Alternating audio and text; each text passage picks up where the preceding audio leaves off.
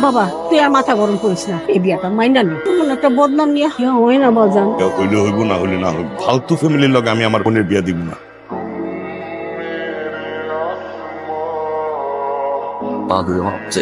মাফ করে দাও, আমার শাস্তিটা আমার বিয়েটা রাজি হও।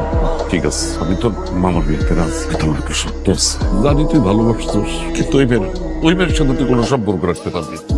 উপদেরকে এক কইরা দাও, উপর বিয়াটা হইতে দাও আব্বা। মানিকগঞ্জ বেতিলা কাজীপাড়া নিবাসী রহমাতুল্লাহর একমাত্র মেয়ে লতা আক্তারের সাথে মানিকগঞ্জ বেতিলা উত্তরপাড়ার 10,01,000 টাকা দেনমোহর ধার্য করিয়া এ বিয়েতে সম্মতি থাকলে বলুন কবুল।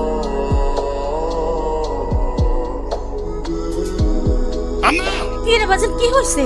আর নাতিন কি করছে দেখো। এটা কি চিঠি? কিসের চিঠি? রনির চিঠি। এ তো বাক্স দুলা ভাই, চলে এসে